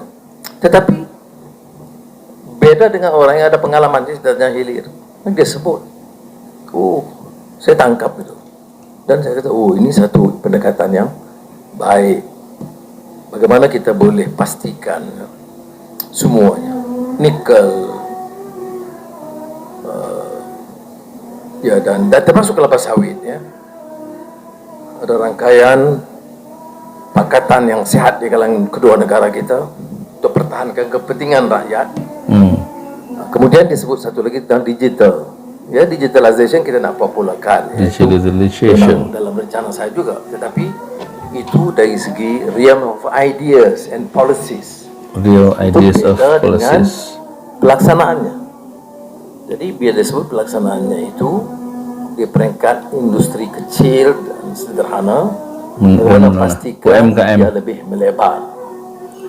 Saya hanya rumuskan saja, tapi yang saya nak sebut di sini ialah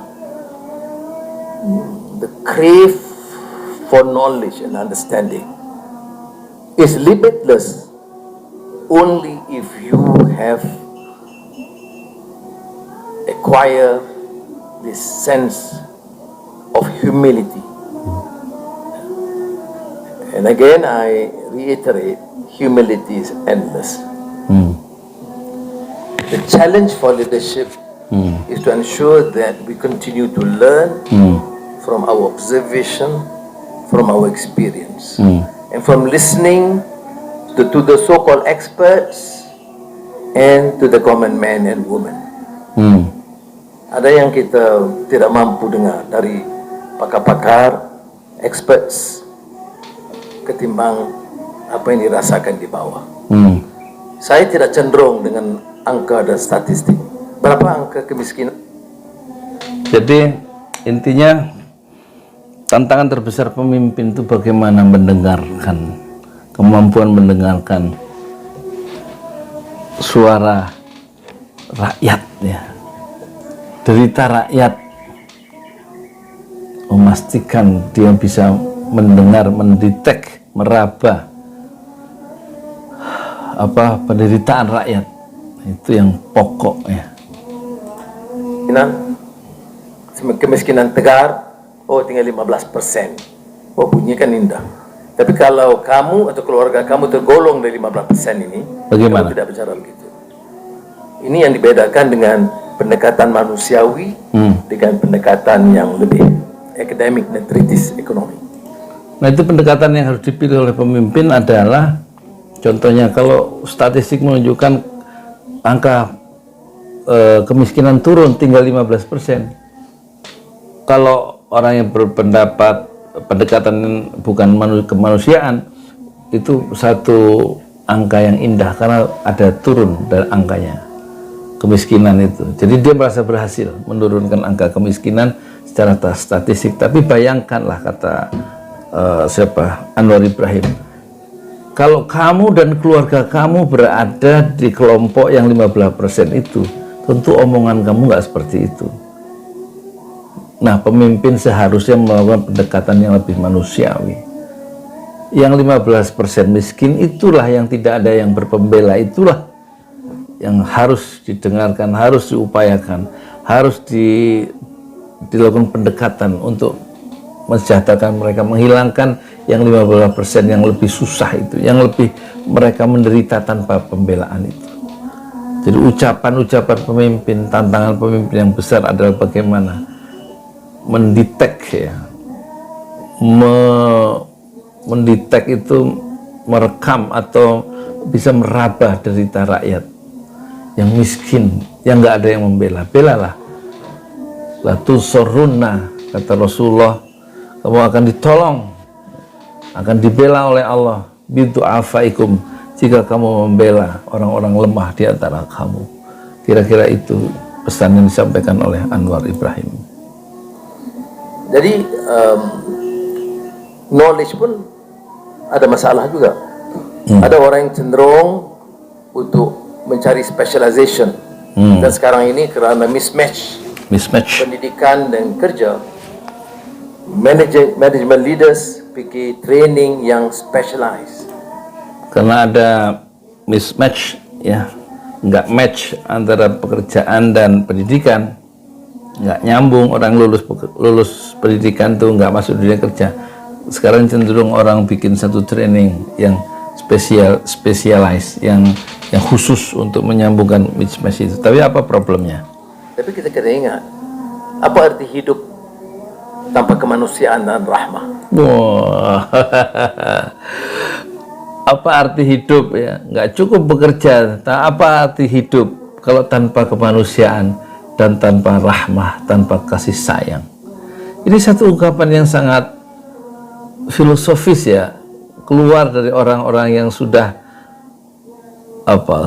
kaya dalam perjuangannya, bahwa manusianya itu yang penting, bukan pembangunannya itu yang penting, tapi bagaimana kasih sayang itu untuk semua keadilan untuk semua, itu jauh lebih penting daripada angka-angka statistik yang bisa diturunkan oleh seorang pemimpin karena proses-proses keputusan politik yang dia buat ya. Berarti hidup tanpa nilai dan akhlak. Apa arti hidup tanpa nilai dan akhlak?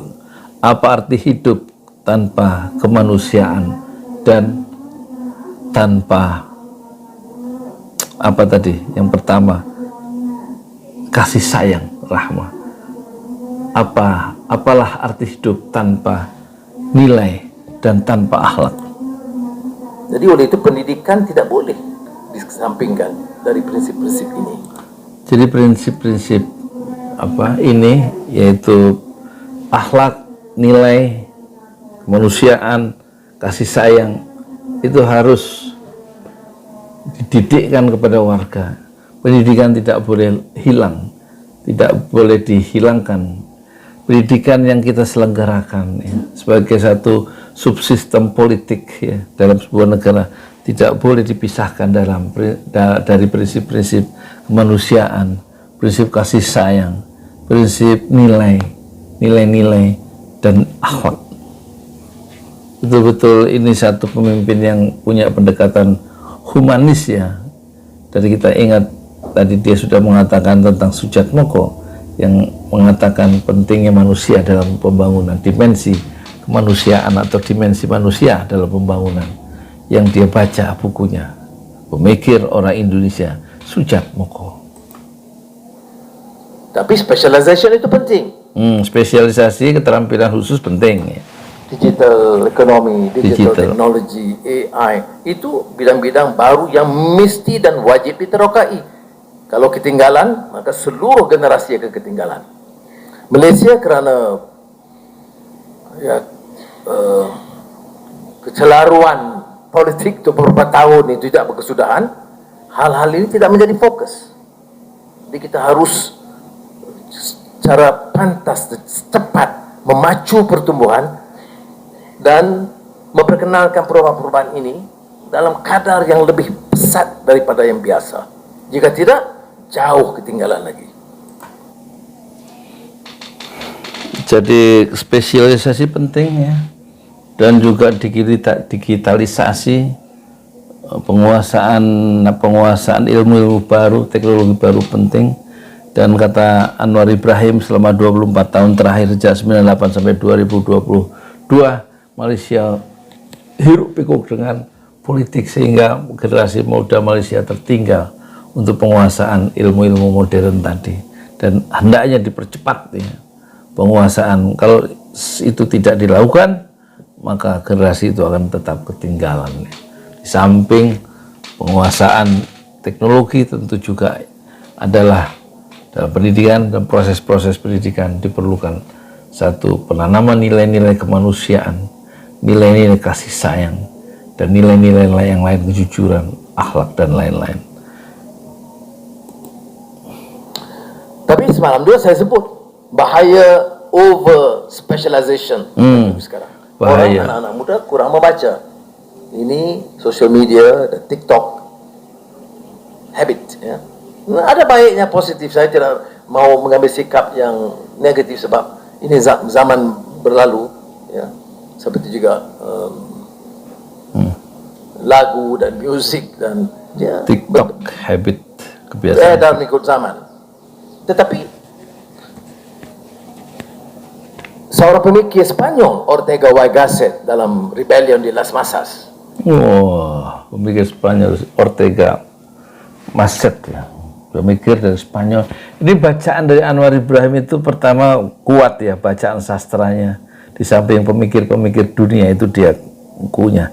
Dia tidak pernah membaca komik Shinchan misalnya ya. Tampaknya dia membaca buku-buku serius ya, pemikir-pemikir besar dari Indonesia, pemikir-pemikir besar dari seluruh dunia, dan juga sastrawan besar ya dia baca. Termasuk Pramudia Anantatur dia baca. Ya, puisinya Taufik Ismail dia baca, puisinya T.S. Eliot dia baca. Pemikir Spanyol dia juga baca. Anwar Ibrahim. Revolt of the Masses menyebut suatu hal yang sangat pertinah bagi kita di kalangan pendidik, dan pengurus dan pemimpin. Pendidik, pengurus, pemimpin. Sementara kita harus asap supaya ada specialization, jangan sampai berlakunya atau terjadinya barbarism of specialization. Barbarism of specialization. Menguasai keterampilan teknis yang sangat khusus itu penting, tapi jangan sampai terjadinya barbarisme spesialisasi itu. Maksudnya apa? Untuk meminjam ungkapan Ortega Gasset. Maknanya, you are so specialized. Kamu sangat ahli, sangat spesialis. You are so specialized. Keahlian kamu sangat tajam, sangat fokus ya. Tapi tak ada humanity. Tidak ada humanity. Kembali ke dalil pikiran dasar Anwar tentang mengagungkan manusia, memuliakan manusia itu jauh lebih utama daripada spesialisasi yang menjadi barbar ya. Karena sangat spesialis sehingga menghilangkan nilai-nilai akhlak, nilai-nilai kejujuran, nilai kemanusiaan, dan nilai kasih sayang dan lain-lain yang bercorak values ya. Tak ada nilai. Nggak ada nilai. Dia expert dalam bidang, tetapi tidak melihat secara kulli, secara menyeluruh. Kulli, menyeluruh. Tidak menjadikan pendidikan itu seperti mana yang disebut dalam sabda Nabi Muhammad SAW, "Adabani Rabbi fa ahsana ta'dibi." Adabi Rabbi fa ahsani ta'dibi. Allah yang mendidikku sehingga aku menjadi seperti ini, akhlakku menjadi baik ya. Tidak mengangkat pendidikan, specialization, keterampilan itu sebagai adab. Maka oleh itu dalam merencanakan untuk di Malaysia, saya mengatakan kepada Menteri Pendidikan yang relatif lebih muda, wanita, untuk ingat bahawa the future Malaysia rests to a large extent on our capacity to be able to acquire knowledge, understanding, specialization. But it cannot be at the expense of humanity, compassion, and principles of justice. Ini theoretical treatise yang menarik, tetapi sukar untuk dilaksanakan dengan mudah. Dan knowledge juga mesti critical thinking. Saya bicara juga tentang dengan Presiden Jokowi tentang soal ekstremisme dan fanaticism dan unsur diperalat agama ke arah terorisme dan sebagainya ya. Saya pendukung dakwah ya. Saya tidak ambil sikap yang negatif, tetapi ada unsur-unsur ini yang mesti ditangani. Dia pendukung dakwah. Dia pendukung dakwah ya. Dia bilang tadi ya. Baik juga dengan isu critical thinking dalam pendidikan. Mana mungkin belajar Islam tanpa critical thinking? Mau terima hadis pun kita kena pastikan sahih itu daripada sanadnya ahad atau tidak. Mana Islam itu semua dilatih awal untuk pastikan. Kalau site Quran pun kalau dipertikai tanya harus sebut ayat berapa dari surah apa, dan tidak umpamanya menerima sembrono apa sebarang kenyataan. Critical thinking. Kalau quote saya sebut dari Sayyidina Ali, ada hak untuk bertanya betul dari warkahnya halaman berapa. Jadi kita dilatih untuk critically analyze, assess apa yang dimaksudkan dengan ilmu. Jadi ini juga satu cabaran bagi kita yang besar dalam cobaan rangka pendidikan dan ilmu. Tanpa critical thinking itulah dia jadi umpamanya wala patuh saja. Wala. Semua orang boleh jadi experts, semua boleh jadi syekh, ya, dan kemudian tidak ada usaha untuk secara critically evaluate and assess. That is not the Islamic tradition.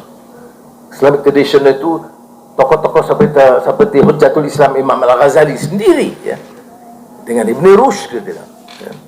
Bila dia menyerang falsafah dan ada jawabannya dari Ibn Rushd. orang memilih setuju atau tidak, tapi Jadi dalam pendidikan itu yang penting adanya critical thinking, ya, critical analyzed.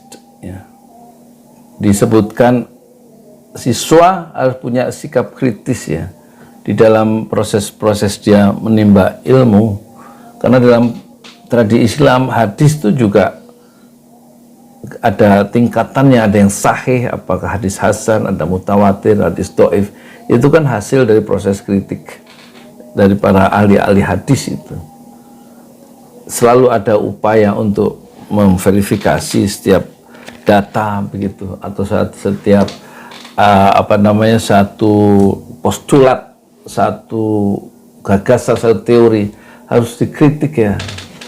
Malah kalau menurut Thomas Kuhn, itu pemikir Inggris, bahwa setiap teori itu harus difalsifikasi, harus selalu dianggap salah supaya teori itu berkembang, ya, supaya masyarakat itu maju, tidak hanya patuh semua terhadap satu dalil yang dikemukakan, harus ada upaya untuk mengujinya, mengkritiknya, memfalsifikasinya.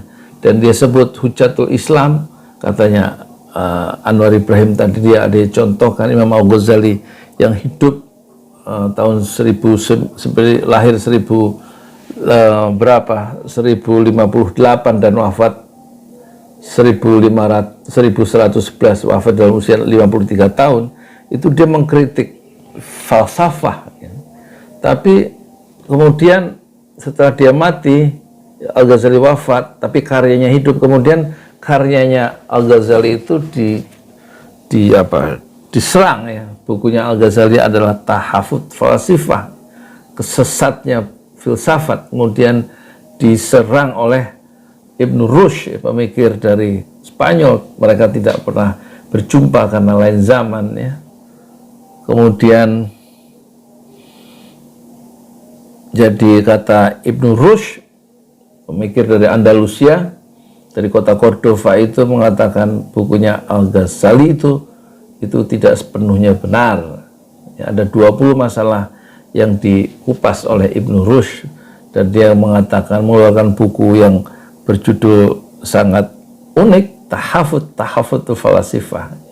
Jadi rancunya buku Tahafut karangan Imam Al-Ghazali. Jadi kemudian perbedaan pendapat yang tajam itu, critical thinking atau critical analysis dalam dunia Islam itu kemudian menjadi satu khasanah pemikiran Islam yang kaya, dan kita orang-orang di belakang suruh memilih mana yang setuju Al-Ghazali atau setuju Ibn Rushd. Tapi poinnya yang ditawarkan oleh, yang diungkapkan oleh Anwar Ibrahim adalah dalam dunia pendidikan hendaknya mendorong siswa dan murid-murid untuk memiliki kemampuan, ya, critical thinking, berpikir kritis, tidak menerima saja apa yang disodorkan, yang disuapkan oleh guru atau dosen. Suatu pemaparan yang indah, ya. Dia berbicara tentang politik, sekarang bicara pendidikan, tapi sama-sama diarahkan kepada pemimpin, karena ini sifatnya leadership forum, ya, forum kepemimpinan. Pentingnya pemimpin memberantas korupsi dari atas, karena korupsi sudah sistemik. Pemimpin perlunya punya sikap humble, ya, dan memiliki sikap yang memperlakukan orang lain dengan kasih sayang, penuh keadilan. Dan kemudian bagaimana memuliakan yang dipimpinnya sebagai sama-sama keturunan Bani Adam, anak Adam. Dan juga bagaimana siswa atau murid atau mahasiswa memiliki daya-daya kritis, ya, terhadap ilmu pengetahuan yang sedang dia tuntut, sehingga dengan kekritisan itu ilmu pengetahuan berkembang dan terjadi social change, perubahan masyarakat ke arah yang jauh lebih baik karena sikap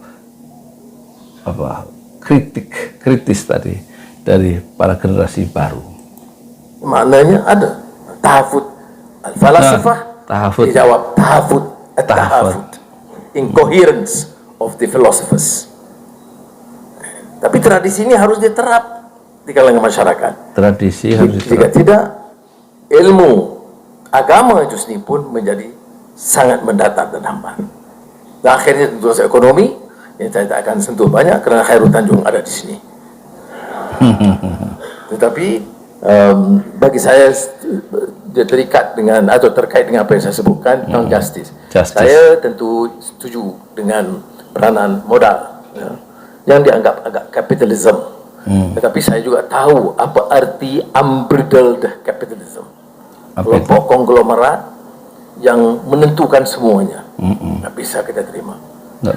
Dia mesti ada oligarki, jadi tidak bisa diterima. Dia masih pakai bahasa lama yang dulu kita pakai tahun 82, konglomerat. Kita sudah berganti istilah sekarang, bukan konglomerat tapi oligarki. Penanaman modal katanya dia setuju, tapi dia juga ngerti tentang apa tadi, bahwa ada kelompok pemodal yang ingin mengatur segalanya. Itu tidak bisa kita terima. Yang kaum oligarki itu dan kawan-kawannya yang ingin mengatur political landscape politik Indonesia menurut perspektif kapitalisme. Tentu Anwar Ibrahim yang mengagungkan justice, keadilan, dia tidak bisa menerima penanaman modal yang dibungkus atau yang disusupi oleh kerakusan dan juga keinginan yang tamak untuk mengatur semuanya. firm commitment to the principle of justice. Justice. Dan ini peranan pimpinan. Kita ini trading nation, lebih Malaysia dari ketimbang Indonesia. It's a trading nation. Maknanya kita perlukan investasi, pelaburan, domestik dan juga foreign direct investments. Dan dalam Foreign direct mengundang pelaburan itu kadang-kadang syarat-syaratnya itu tidak semestinya kita senangi semuanya. Tapi ada proses yang terpaksa kita tolerate. Cuma ultimate objektif pimpinan itu harus memastikan ada prinsip justice, keadilan sosial. Saya tidak boleh terima dasar ekonomi kalau di Malaysia yang mencatat pertumbuhan yang disebut dulu menakjubkan, kalau di sini disebut mukjizat, saya tak berapa suka istilah mukjizat, menakjubkan, yang miraculous, tapi yang mengizinkan bawahnya kesenjangan yang terlalu lebar dan golongan yang terlalu miskin dan miskin tegar. Itu bukan ideal economic policy bagi kita. Jadi saya lontarkan adik-adik ini sekadar membantu saya, dan saya telah undang beberapa rakan-rakan di sini untuk, kerana mereka tanya senang Anwar jadi Perdana Menteri. Wah, senang sekali, baik. Kalau gitu datang 2-3 hari bagi nasihat kepada saya apa yang saya harus lakukan. Boleh. Jadi investasi penanaman modal penting, tetapi jangan sampai meninggalkan kesenjangan yang luas dan meninggalkan kemiskinan. Itu yang tidak bisa kita toleransi, kata Anwar. Jadi sekali lagi saya ucap jazakumullah khairan katsiran. Terima kasih. Jazakumullah khairan katsiran. Itu coba orang Indonesia, pemimpin Indonesia nggak pernah saya dengar mengucapkan jazakallah khairan katsiran di forum nasional. Ya, kecuali dalam partai-partai Islam. Tapi Pak forum nasional yang spektrum kepentingan yang berbeda, Anwar menunjukkan politik identitasnya sebagai Muslim, dan dia membuka alhamdulillah, alhamdulillah, kemudian nahmadu nusalli ala rasulihil karim, kami berselawat kepada rasulnya yang karim, yang mulia. Satu pesan bahwa dia tidak Islam fobia, tidak membenci Islam, tidak membenci simbol-simbol Islam, tidak membenci tokoh Islam, tidak membenci bahasa Arab, malah dia mengucapkan ungkapan Arab, hadis, ayat dalam sepanjang dia bicara selama 36 menit di City Corp Leadership Forum. Itulah dahsyatnya Anwar Ibrahim, Bapak Renaissance Asia, kira-kira Bapak Kebangkitan Asia yang berbasiskan kemanusiaan, keadilan, kasih sayang, kejujuran, kesetaraan. Buat apa? Ya, pembangunan tanpa kemanusiaan. Buat apa? Pembangunan tanpa kasih sayang. Buat apa? Pembangunan tanpa keadilan untuk semua. Buat apa? Pembangunan tanpa keadilan sosial. Satu kuliah yang sangat meaningful, ya, bermakna dari seorang Anwar Ibrahim yang semakin wisdom, berjuang secara politik melalui gelombang pasang surut, tapi lebih banyak surutnya katanya. Tapi surutnya dalam perjuangan itu membuat dia lebih rendah hati, lebih merasakan artinya penderitaan yang dirasakan oleh majority, oleh kebanyakan manusia pada umumnya dalam konteks Malaysia, dan tampaknya bisa kita transfer dalam konteks Indonesia, di mana derita rakyat itu tidak pernah bisa diraba oleh pemimpin-pemimpin kita. Anwar Ibrahim datang dari Malaysia untuk mengajari Indonesia tentang keadilan sosial bagi seluruh rakyat Indonesia. Terhingga sentimental sikit, betul. Saya, Azizah tahu, saya sentimental betul Indonesia. Jadi kadang-kadang bila saya datang seringkali di Indonesia pun, dia pun dah mulai ragu. Kerana nampaknya tu sentimental tentang Indonesia ini.